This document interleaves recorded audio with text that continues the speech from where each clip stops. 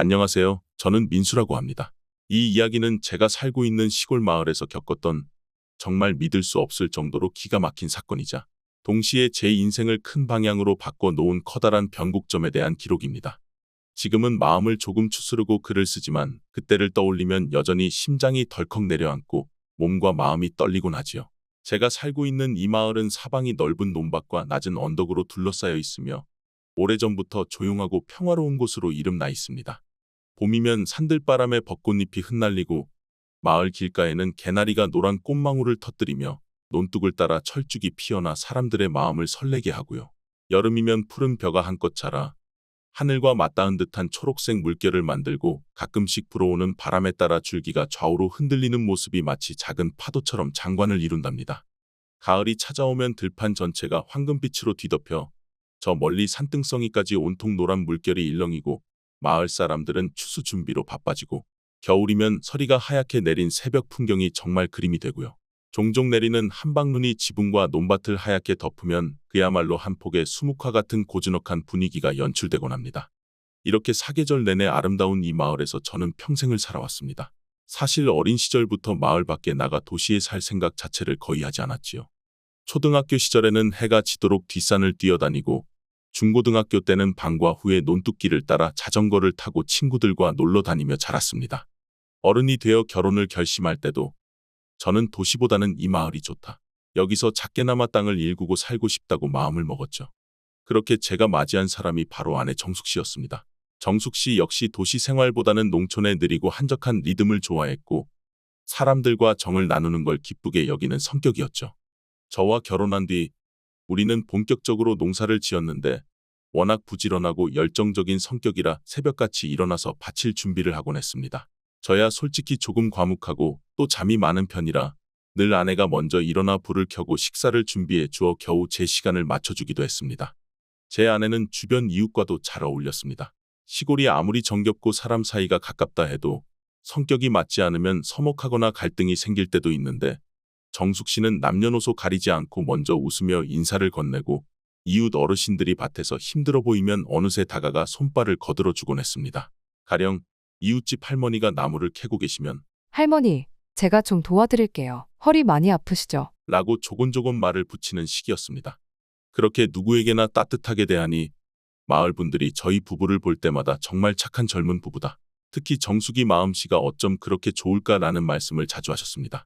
저 역시 늘 아내가 대견했고 옆에서 배울 점이 많다고 느꼈습니다. 이 마을에는 우리 부부와 또래인 박경자 씨와 이명수 씨 부부가 있었습니다. 경자 씨는 정숙 씨보다 서너 살 위였고 명수 씨는 저와 비슷하거나 조금 더 젊은 정도였는데 우리 네 사람은 여러모로 코드가 잘 맞았습니다. 그 중에서도 눈에 띄는 건 우리는 모두 좋은 음식을 함께 나누는 기쁨을 잘 알고 있었다는 점입니다. 예를 들어 명절이 되면 경자 시내에서 송편이나 갈비찜을 만들고 저희 집에서 잡채나 전을 만들어 서로 교환했습니다. 또 김장철이 오면 어느 해는 저희가 먼저 배추를 넉넉히 준비해 놓으면 경자 부부가 양념 재료를 가져와서 다 같이 김장을 담그고 그 다음 날에는 경자 씨 부부 집에서 똑같이 과정을 반복하는 식으로 협업했습니다. 작업을 하다가 조금 지치면 명수 씨와 저는 허리 아프다며 아궁이 앞에 앉아 지펴놓은 불에 손을 녹였고 경자 씨와 정숙 씨는 이번 김치는 조금 더 매콤해야 맛있지 않을까? 이렇게 장단을 맞추며 서로 대화를 이어갔습니다. 이렇게 농촌 생활의 크고 작은 행사들을 함께하며 자연스럽게 서로에게 가족 같은 정을 느낄 수밖에 없었습니다. 마을 분들도 이런 우리 네 사람을 보며 저렇게 이웃끼리 도우며 살면 얼마나 좋아 보기에도 흐뭇하다고 말씀하셨습니다. 실제로 우리 네 사람은 가끔 가까운 계곡으로 함께 소풍을 가기도 했는데 차에 이것저것 잔뜩 실어가서 논둑가에 돗자리를 펴고 도시락을 까먹었습니다. 정숙 씨가 샌드위치며 과일을 준비하고 경자 씨가 집에서 가져온 식혜를 나눠줬죠. 명수 씨랑 저는 바람을 쐬며 낚싯대를 들이우기도 하고 어쩌다 고기가 잡히면 네 명이 깔깔대며 기뻐했습니다. 이런 순간들을 생각하면 참으로 따뜻한 추억들이 많이 떠오릅니다.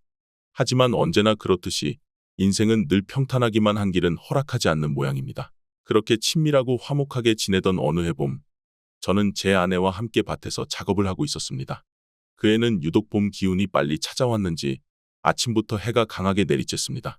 이마에 땀방울이 맺히자 아내가 조용히 말했습니다. 여보, 잠깐 쉬는 게 어때요? 아침인데도 해가 어찌나 따가운지. 너무 무리하면 안 될 텐데. 저는 모자를 벗고 목덜미를 닦으며 웃었습니다. 그러게 말이야. 아직 오전인데 땀이 줄줄 나네. 그래도 얼른 끝내야 하니 조금만 더 하고요. 아내가 가방에서 시원한 수건을 꺼내 제 목에 대어 주었는데 순간 이 사소한 배려가 그렇게도 포근하게 느껴졌습니다. 항상 이런 작은 배려가 쌓여 우리가 별탈 없이 일상을 이어온 것인지도 모르겠다는 생각이 들었죠. 그런데 그때 마침 경자 씨와 명수 씨가 밭을 지나가며 말을 걸어왔습니다. 오늘도 고생 많으시네. 벌써부터 날씨가 이래서 올 농사가 어떨지 모르겠다. 우리 네 사람은 평상 위에 잠시 모여 앉아 수분 보충을 했고 서로 올해 농사가 잘 돼야 할 텐데 같은 이야기를 주고받았습니다. 지금 돌이켜보면 이 순간이 네 명이 한데 모여 가벼운 농담을 주고받는 마지막 봄의 한 장면이었다는 게 참으로 아이러니합니다. 시간이 흘러 마을은 가을을 맞이했습니다. 드넓은 농과 밭이 노랗게 물들어 마치 끝도 없는 황금빛 바다를 이루고 사람들은 추수 준비에 분주하게 움직였습니다. 농협 창고에는 마을 분들이 갖고 온 곡물 자루가 점점 쌓였고 길거리나 밭둑에서 만나면 올해 작황이 어떠냐는 안부를 묻곤 했습니다. 그런데 바로 그 시점부터 아내 정숙 씨가 갑작스러운 건강 이상을 호소하기 시작했습니다. 처음에는 단순히 조금 피곤하고 어지럽거나 코피가 난다 정도였습니다. 저도 바쁜 농사철이니 다들 몸이 고단할 거라 짐작했고 아내 역시 며칠 쉬면 괜찮을 것이라며 대수롭지 않게 말했습니다. 문제는 증상이 점점 심해지고 체중이 지속적으로 줄어드는 등 좀처럼 호전되지 않았다는 것입니다. 여보, 이상하게 너무 피곤하고 기운이 계속 빠져요. 그냥 피곤한 줄 알았는데 좀 이상해요. 이제 더 미루지 말고 병원에 가봅시다. 그렇잖아도 요즘 더 안 좋아 보여. 이러다 큰일 나겠어.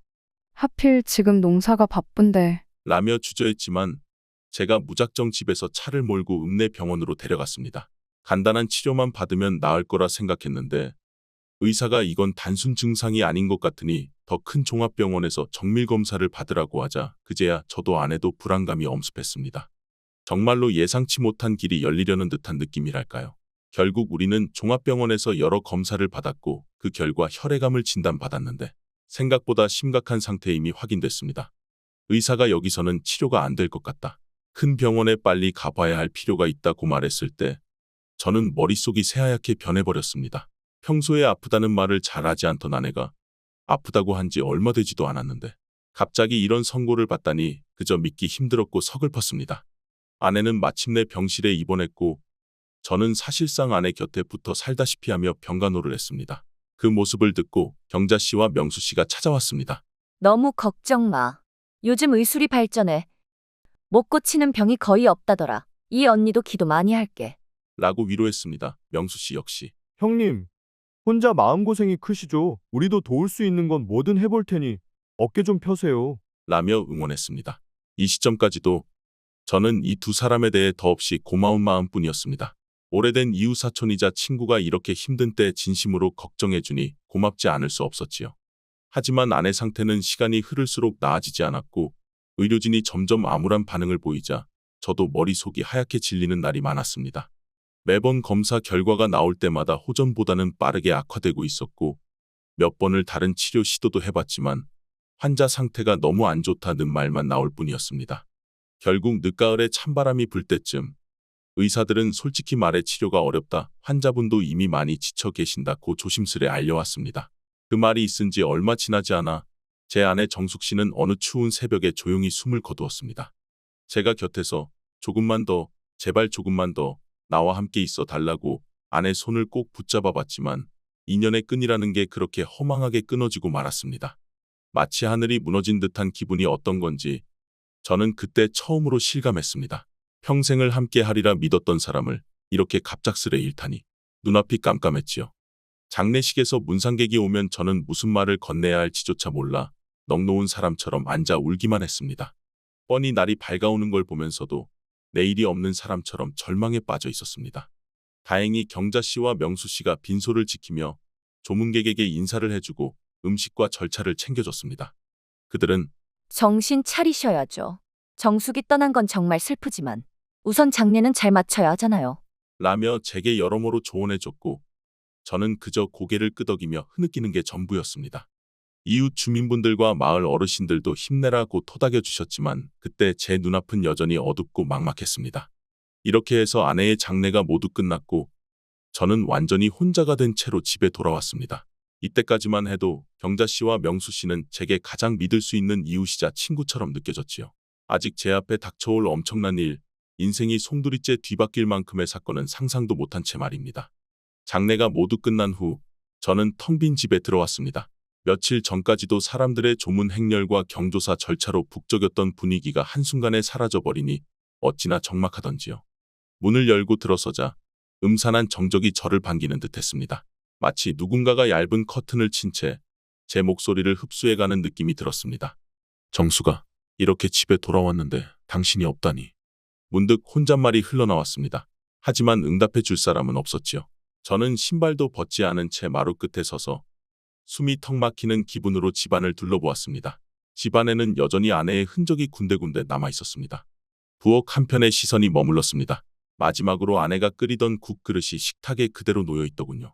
뚜껑조차 덮여 있지 않아서 국물이 마르다 만 흔적이 제 눈에 들어왔습니다. 그립고 안타까운 마음에 가까이 다가갔지만 손이 떨려서 그릇을 치우지도 못했습니다. 아, 이거 우리 정수기가 그날 아침에 끓이던 건데. 자꾸만 울컥하는 마음을 억누를 길이 없었습니다.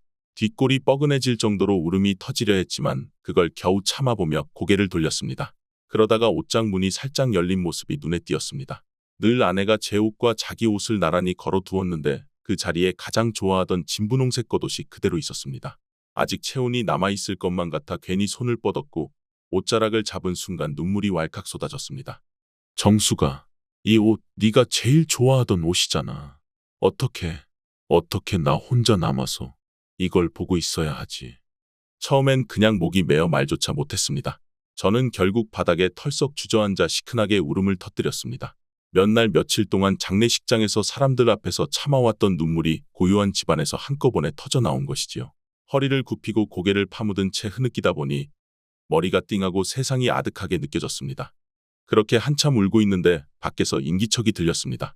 문을 두드리는 소리가 귓가에 울리고 이어 조심스러운 목소리가 들려왔습니다.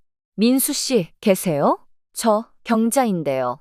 저는 엉엉 울고 있는 모습을 들키기 싫어 헛기침을 몇 번 하며 얼굴을 닦았습니다. 그리고 일어나 대충 몸을 가다듬은 뒤 문 앞으로 걸어갔습니다. 현관문을 열자마자 경자 씨가 놀란 표정으로 저를 바라봤습니다. 어머, 민수 씨, 얼굴이 왜 이렇게, 아이고, 많이 우셨구나. 장례식 내내 저를 챙겨주긴 했지만 이렇게 또 챙겨주시는구나 싶었어요. 그녀는 쟁반 하나 들고 있었는데 국과 반찬이 있어 보였습니다. 제가 국 좀 끓여왔어요. 밥도 제대로 안 드시고 계실 것 같아서. 저는 목이 잠겨 겨우 대답했습니다. 아, 고맙습니다. 밥 생각이 없어 그냥 굶고 있었는데 잘 됐네요. 경자 씨가 고개를 끄덕이며 집 안으로 들어왔습니다. 그녀는 식탁 위에 놓여있던 국 그릇을 슬쩍 보고는 살짝 인상을 찌푸렸습니다. 아이고, 이거 정수기가 끓이던 국 같은데. 이미 상한 것 같은데? 민수 씨, 정말 아무것도 못 드셨구나?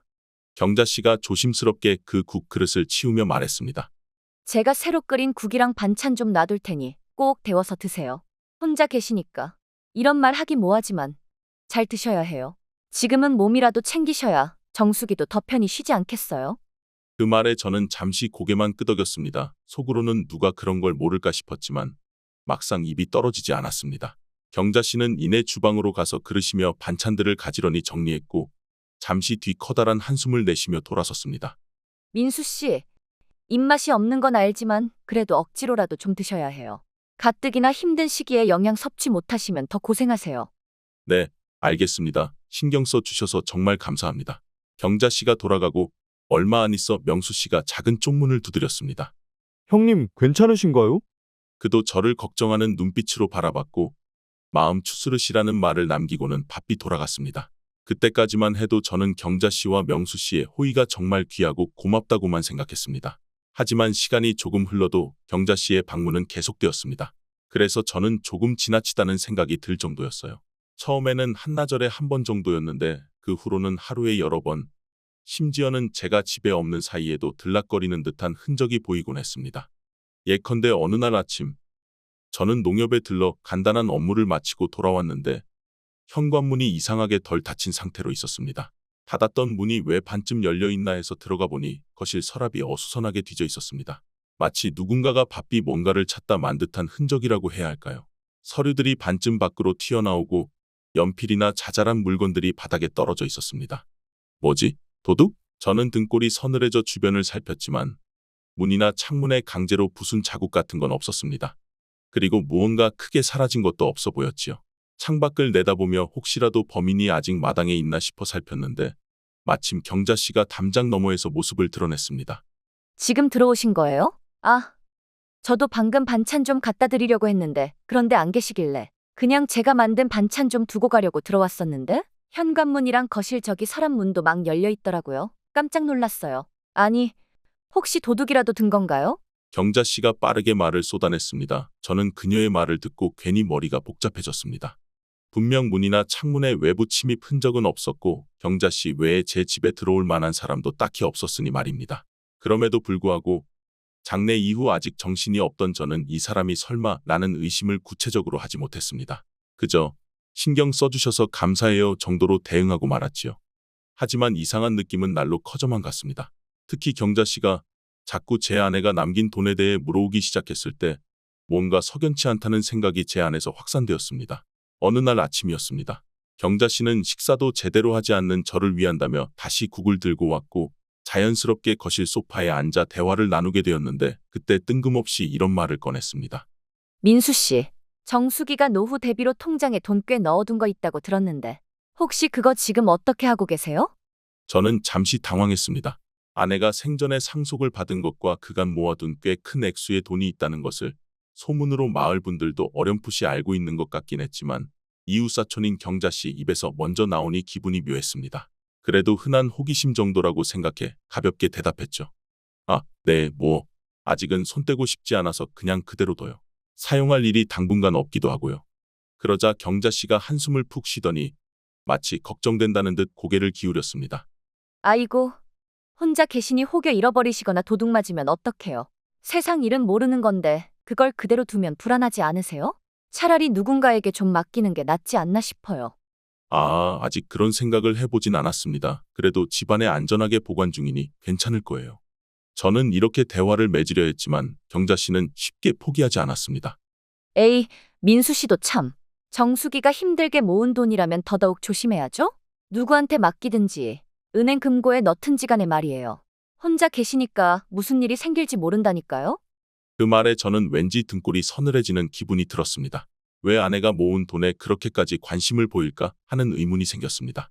평소 같으면 이웃사촌이니까 내 안위를 생각해 주는 거겠지라고 넘어갔을 텐데 요즘 들어 자꾸만 경자 씨가 제 집을 들락거리고 서랍이 어지럽혀진 사건까지 떠오르니 어쩔 수 없이 의심이 싹트기 시작했습니다. 그렇지만 당장 어떤 확실한 증거가 있는 것도 아니었습니다. 장례 치른 지 얼마 되지 않아 제 정신이 온전치 않았기 때문에 괜히 이웃을 의심하는 게 잘못일 수도 있다는 생각이 들었죠. 그래서 저는 겉으로는 냉정을 유지하며 아직 구체적으로 뭘 할 계획이 없어서요. 그래도 걱정해 주시니 고맙습니다. 일단은 신경 쓸게요. 하고 넘어갔습니다. 경자 씨는 제 답변에 별다른 말을 덧붙이지 않고 우물쭈물하다 가버렸습니다. 그날 밤 저는 누워서 계속 경자 씨가 왜 그렇게 통장 이야기를 꺼내는 걸까? 정말로 날 걱정해서 그런 걸까? 아니면 하고 생각을 거듭했습니다. 머릿속이 복잡했지만 뾰족한 결론은 나오지 않았습니다. 다만 마음 한편에서는 석연치 않은 느낌이 점점 커져갔습니다. 그로부터 며칠 뒤 경자 씨는 또다시 반찬을 핑계로 우리 집을 방문했습니다. 이번에는 제가 부엌에서 냄비를 만지고 있을 때 그녀가 슬쩍 집 안 곳곳을 둘러보며 어디 서랍 같은 데에 중요한 건 안 넣어두셨어요? 라고 물었는데 그때 저는 다시 한번 알 수 없는 불안감에 몸이 굳었습니다. 결국 그 자리에서 제가 잘 관리하고 있으니 신경 안 쓰셔도 돼요 라며 예의상 부드럽게 거절 비슷한 말을 하긴 했지만 경자 씨가 지나치게 흥미를 보인다는 사실만큼은 부정하기 어려웠습니다.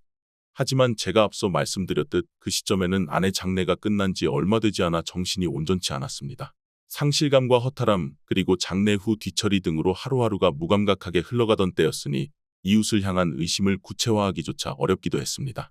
그래서 제 마음속에 싹트던 불안을 억지로 묻어두고 그래도 경자 씨가 걱정해 주는 거겠지라는 쪽으로 해석해버렸습니다.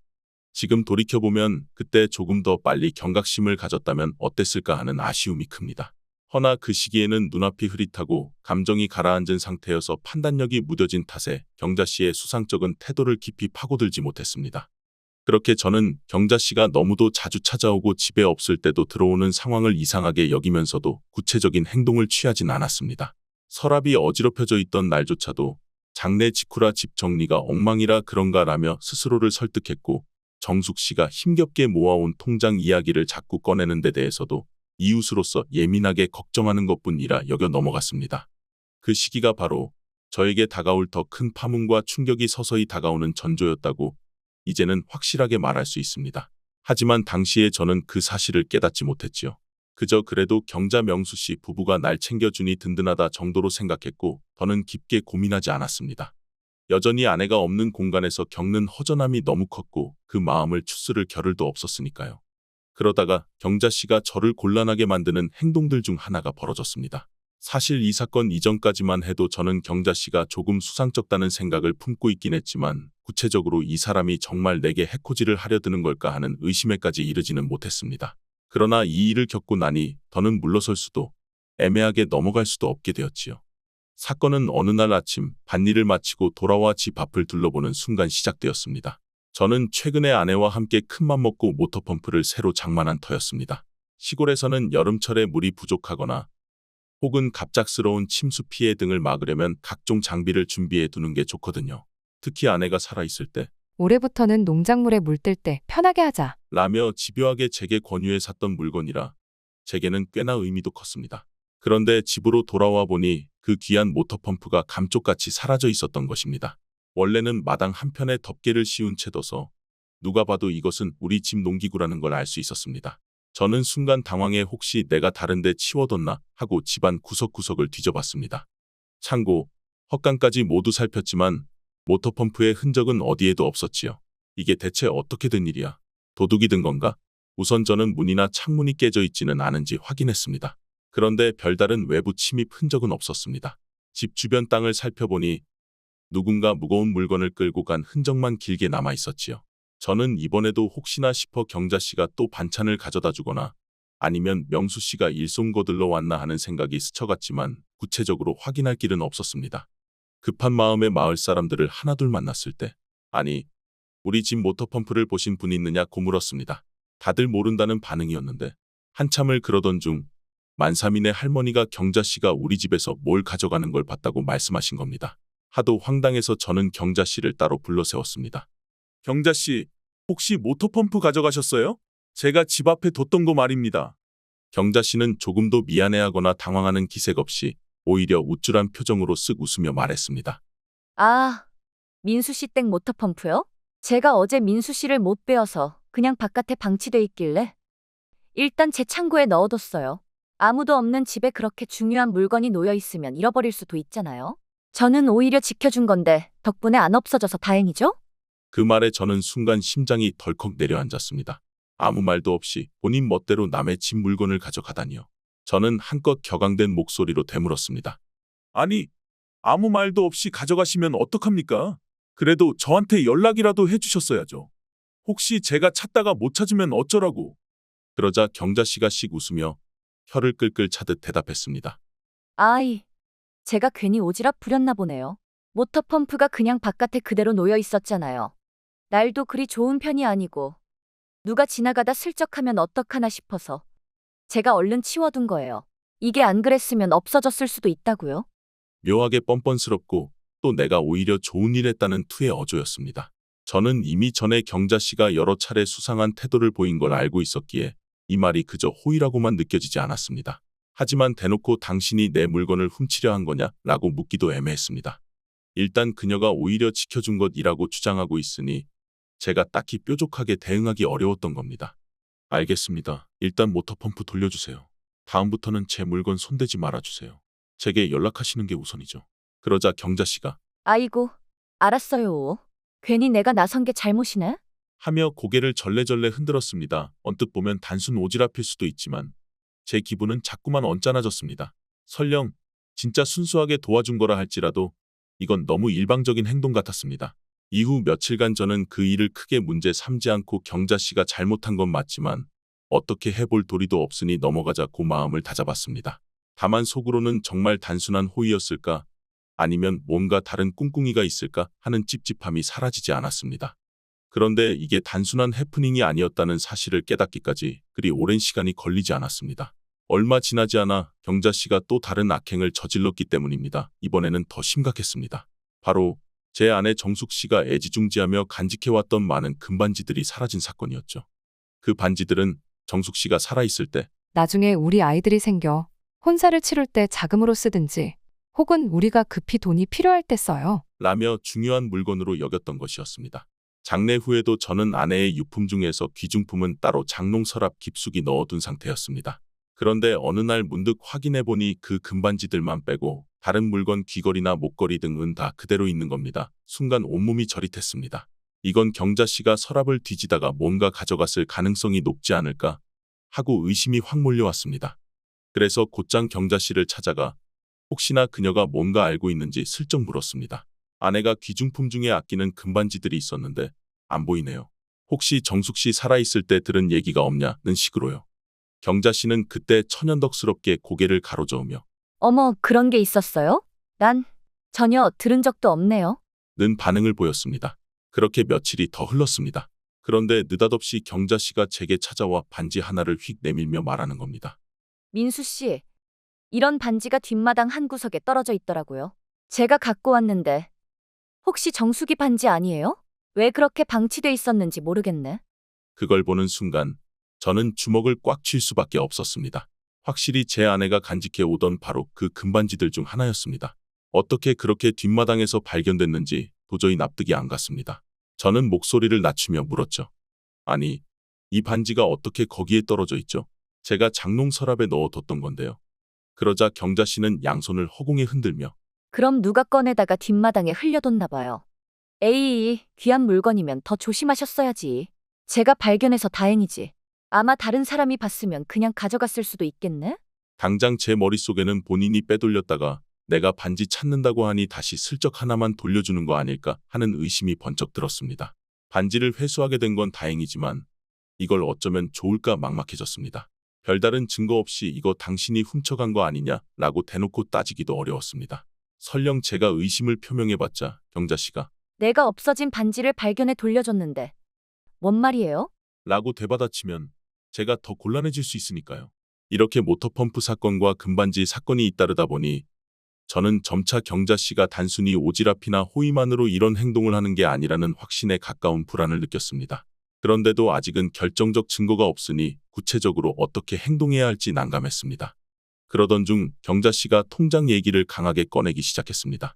사실 그 전에 약간씩 물어보긴 했지만 이번에는 훨씬 노골적이었죠. 하루는 경자 씨가 집에 찾아와 평소처럼 국이나 반찬을 건네면서 슬쩍 제게 민수 씨, 그냥 두면 돈이 아깝지 않아요? 라는 말을 했습니다.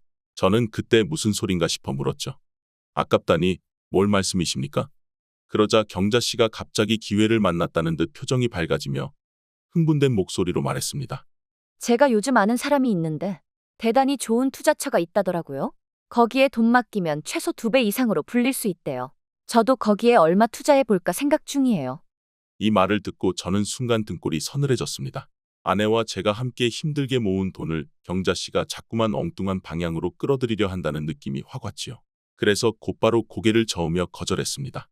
아니, 저는 그런데 투자할 생각이 전혀 없습니다. 아내가 힘들게 모은 돈이니까 함부로 쓸 수 없고 게다가 확실히 어떤 곳인지도 모르잖아요.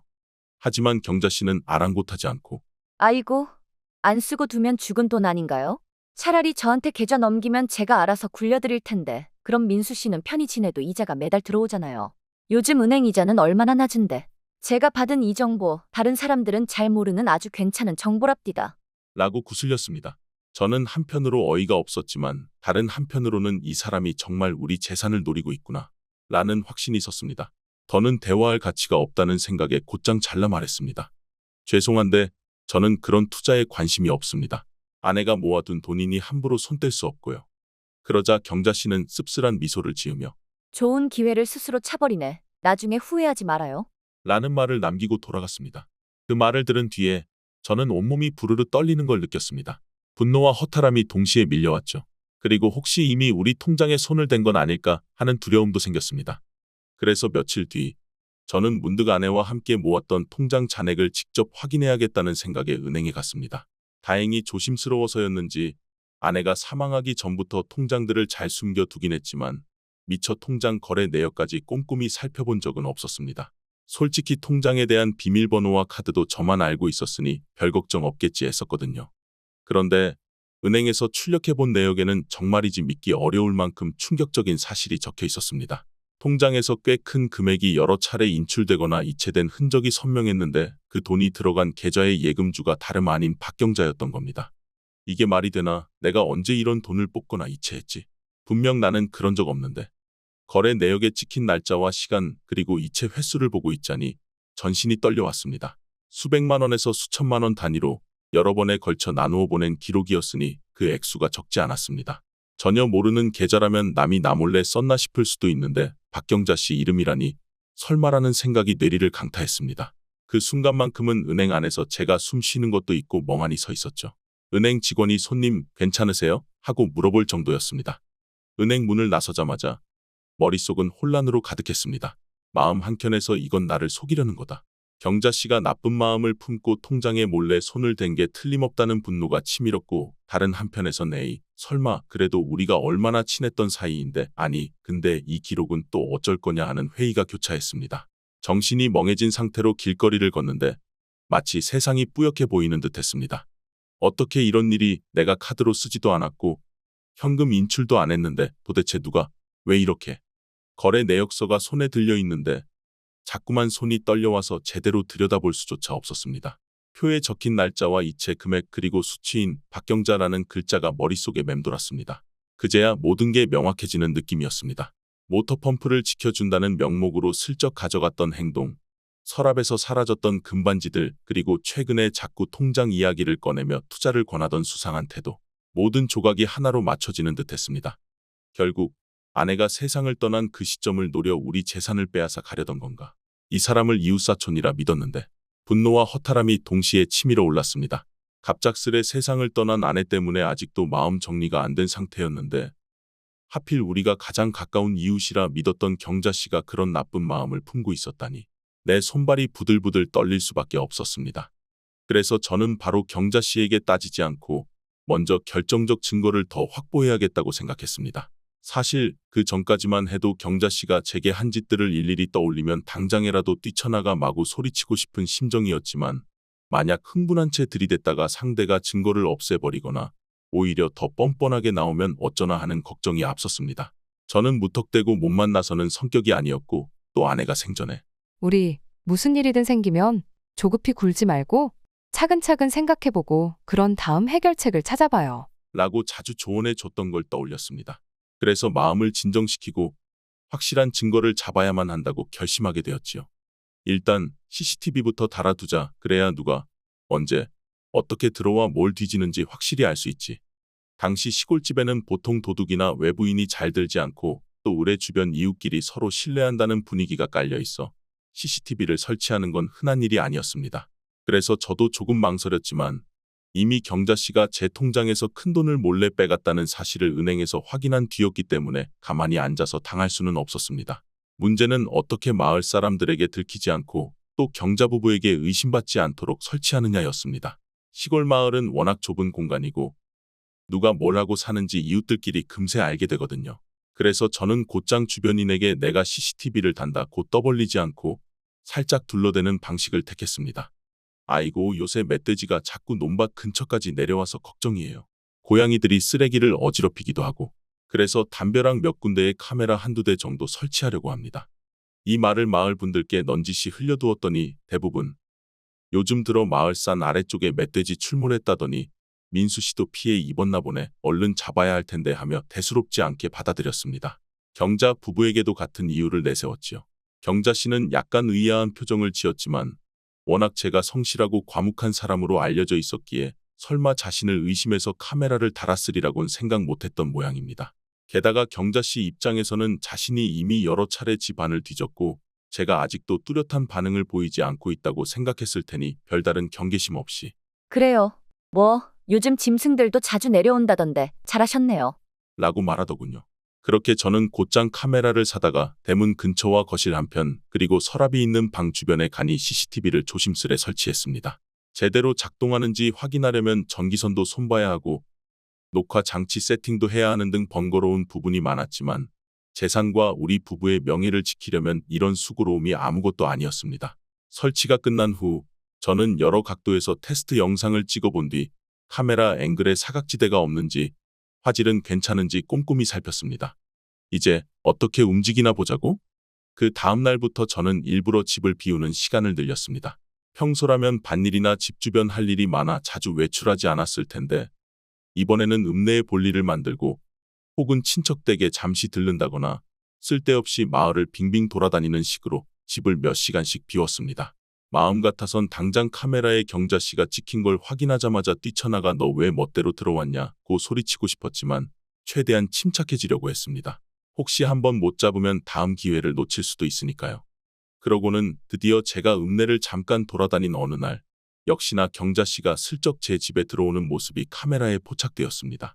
영상을 보니 현관문 앞에서 잠시 망설이는 듯하더니 그저 저기 반찬 좀 놔두고 가려고 왔어요. 라고 말하면서 안으로 들어섰습니다. 저는 그 장면을 재생하며 경자 씨가 말하는 모습의 소리까지 또렷이 녹음된 걸 듣고 기막히다는 생각이 들었습니다. 분명 부엌 쪽에 반찬을 두는 것만이 아니라 서랍과 장롱 주변을 살피는 모습이 그대로 담겼으니까요. 특히 서랍 쪽에 가까이 다가가 이것저것 뒤적거리는 모습이 선명했습니다. 만약 제가 이 영상을 확보하지 못했다면 경자 씨가 자신이 언제 서랍을 뒤졌느냐고 발뺌하더라도 딱히 반박할 증거가 없었겠지요. 그러나 지금은 확실했습니다. 게다가 통장 거래 내역서 등 모든 정황을 종합해 볼 때 이미 답은 나와 있었습니다. 이제 더 이상 두고 볼 필요가 없겠군. 그날 밤 저는 경자 씨와 명수 씨를 찾아갔습니다. 어느 정도 준비를 마친 상태라 혹시 격한 말다툼이 벌어져도 당황하지 않으려고 마음을 단단히 먹었습니다. 그들의 집 앞마당에 도착하니 마당에는 땔감이 조금 쌓여 있고 집안에서 불빛이 비쳐나오고 있었습니다. 문을 두드리자 잠시 후 명수 씨가 나와 반가운 듯 인사했습니다. 형님, 웬일이세요? 이 밤에 무슨 일로? 하지만 제가 굳은 표정으로 들어서자 명수 씨도 무언가 심상치 않음을 느낀 듯했습니다. 집안에서는 경자 씨가 부엌에서 뭔가 정리하고 있었는데 제가 마당을 가로질러 들어오자마자 그녀가 고개를 들었습니다. 어머, 민수 씨, 이렇게 늦은 시간에? 국이랑 반찬 가져가실 거면 더 일찍 오시지.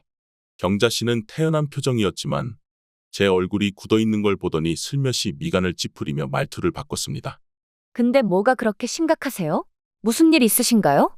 저는 인상을 쓰며 곧장 본론으로 들어갔습니다.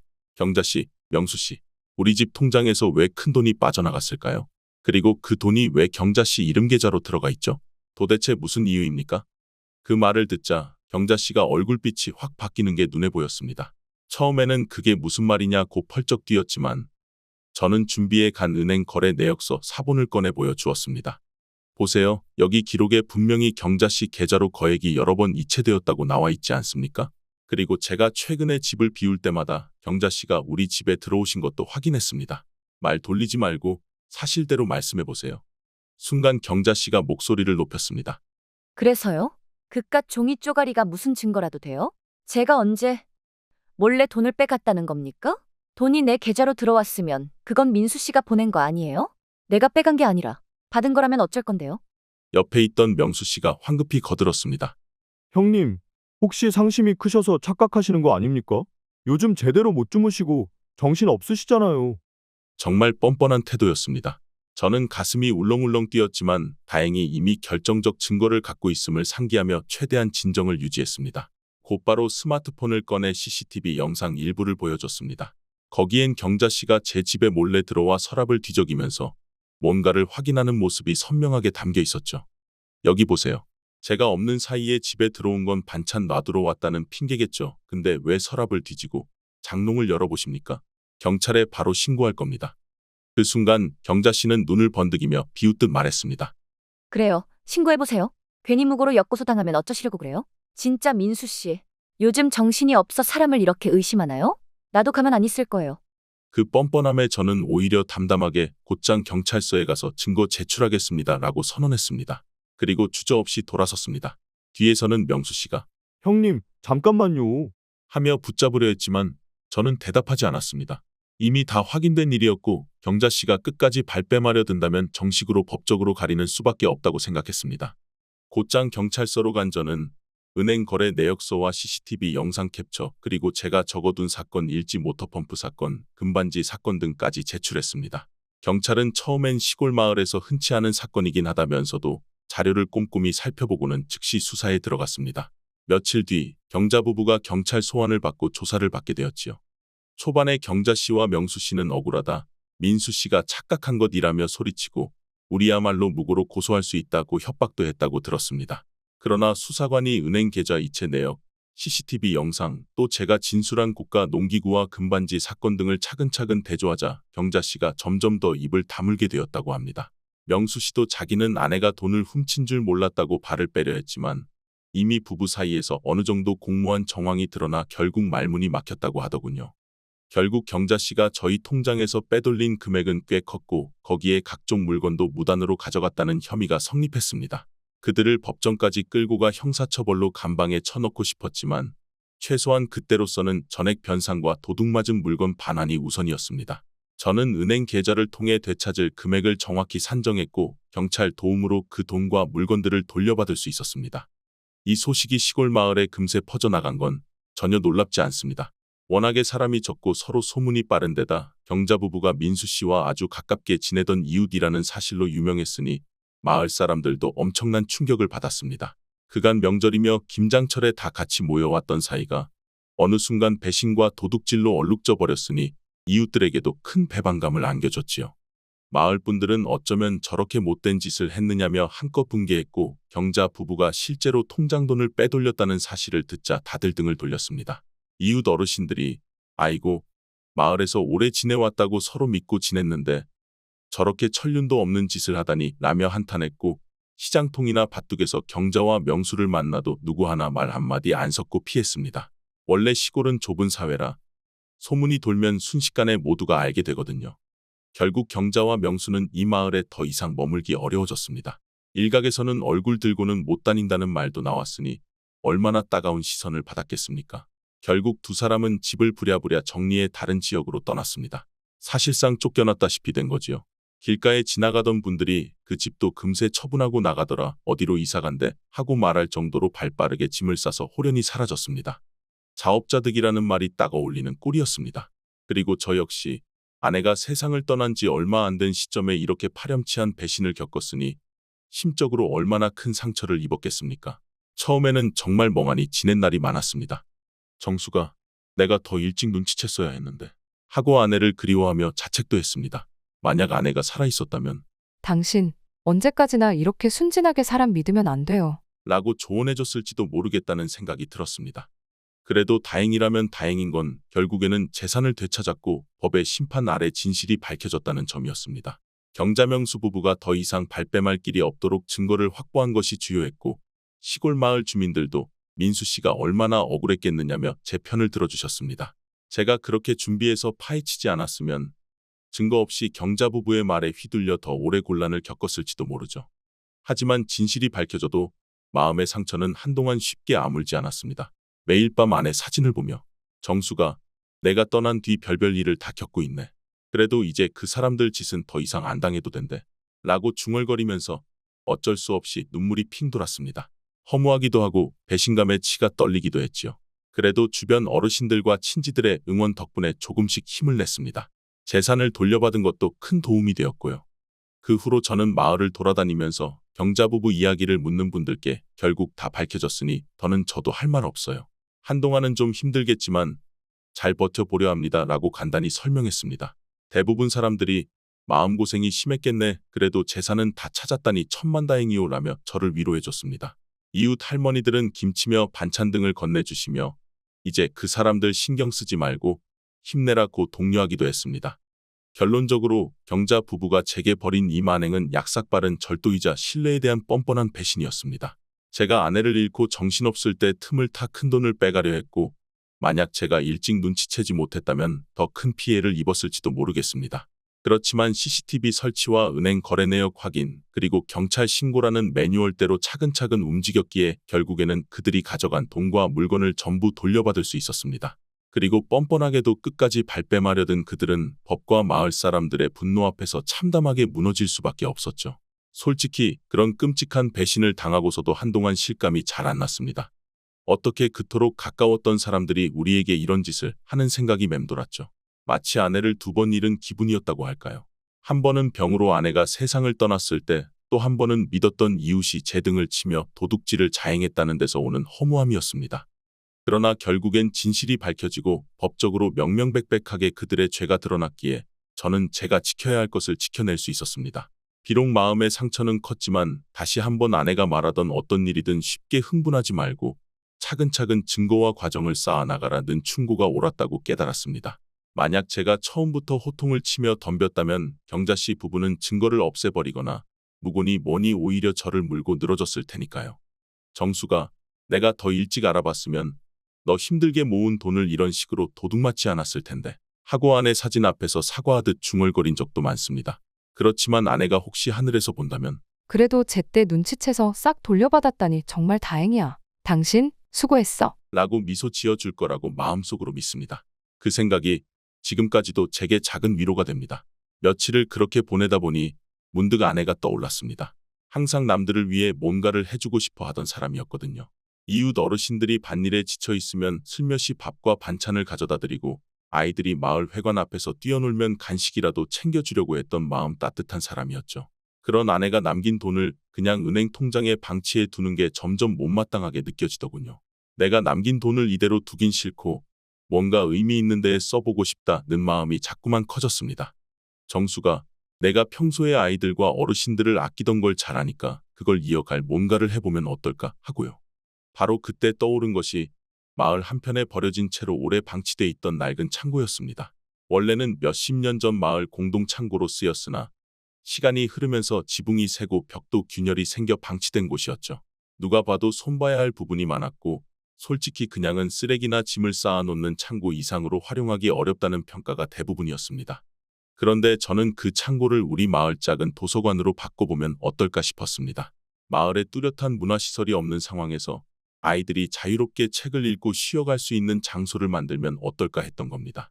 아내도 생전에 우리 마을에 딱히 갈 만한 도서관이 없다 보니 도시처럼 도서관 나들이를 못하는 게 아쉽네. 나중에 우리 아이들이 생기면 아이들도 다닐 도서관이 없겠고. 라고 종종 말하곤 했으니까요.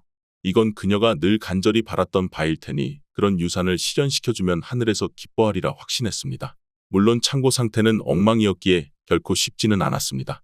오래된 슬레이트 지붕은 여기저기 구멍이 뚫려 있었고 빗물 자국이 벽을 따라 흘러내린 흔적이 선명했습니다.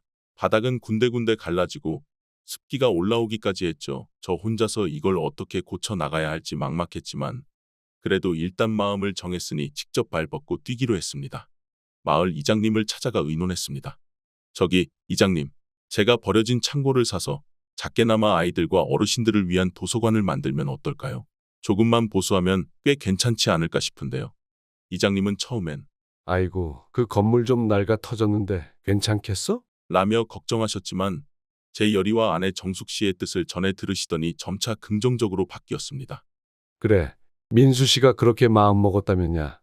내가 행정적으로 도움 줄 수 있는 게 있으면 힘쓰지. 어차피 그 창고 주인도 방치된 거 처분하길 원한다고 하더라고. 잘만 하면 소유권 이전 받아서 수리하면 되겠네. 그렇게 해서 건물 소유주와 접촉했고 다행히 합리적인 가격에 매입할 수 있었습니다. 그리고 곧바로 전문 인부들을 섭외해 대대적인 수리에 들어갔지요.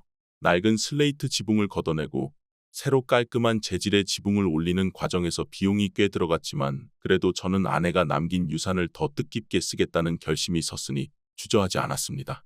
물론 막상 공사를 시작하니 예상치 못한 문제들이 줄줄이 터졌습니다.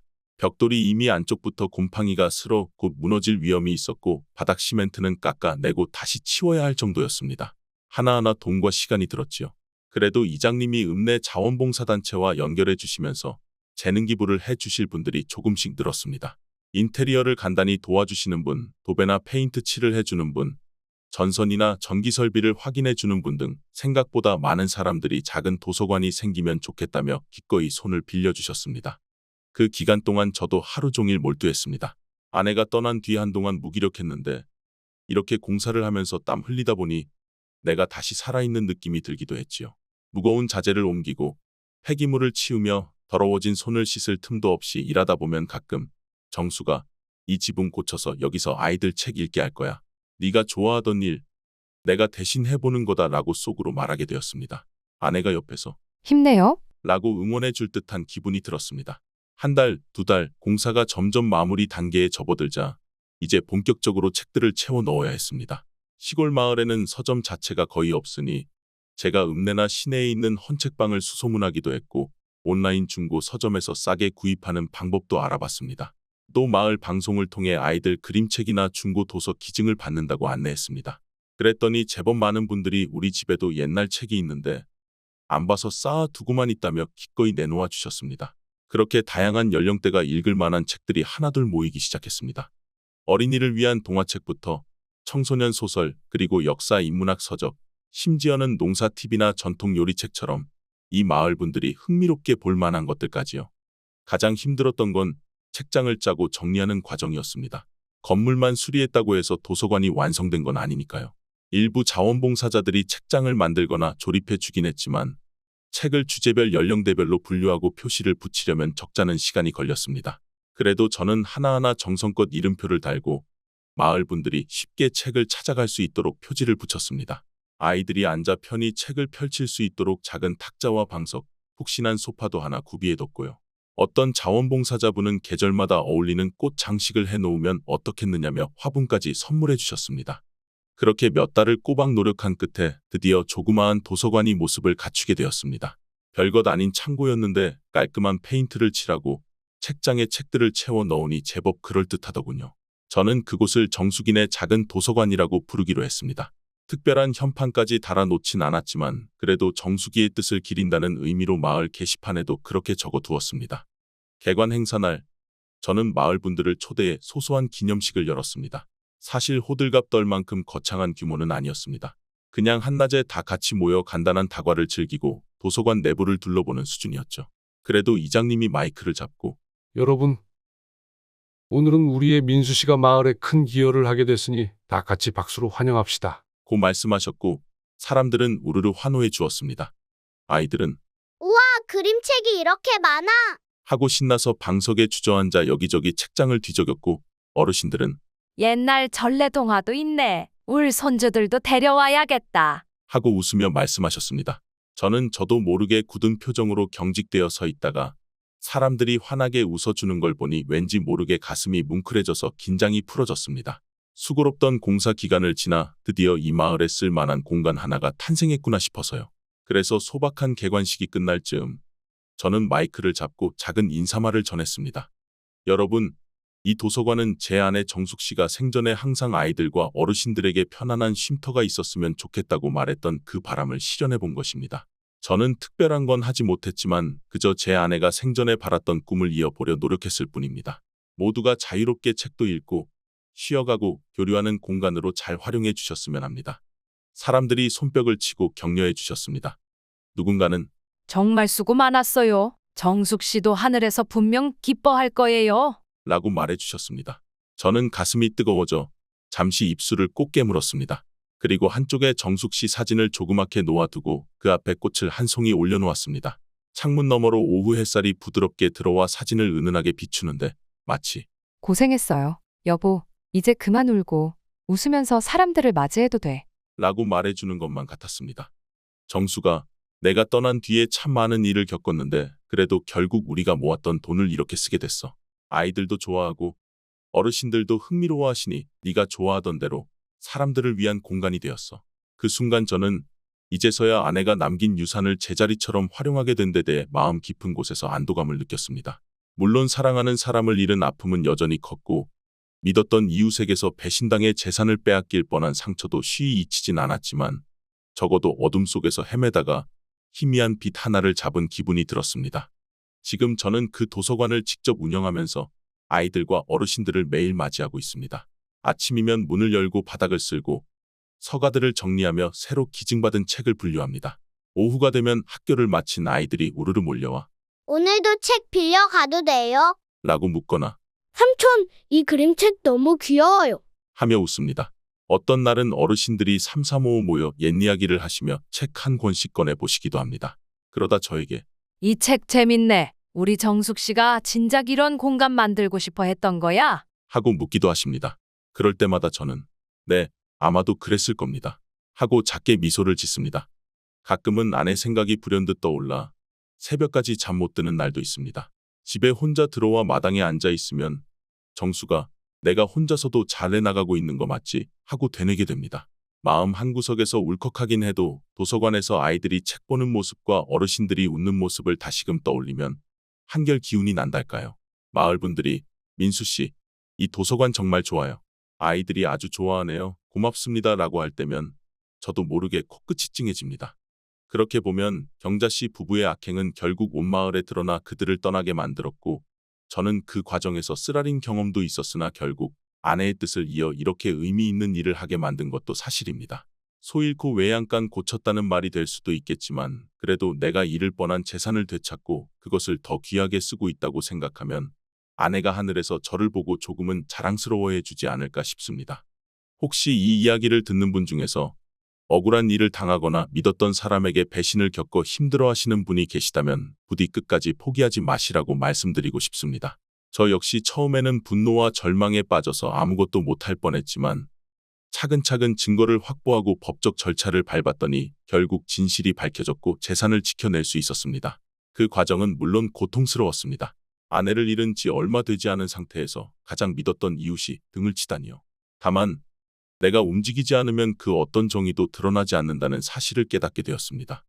그리고 그 과정을 견디는 힘이 되어준 건 주변 분들의 따뜻한 지지와 아내가 생전에 가지고 있던 긍정적 믿음이었습니다.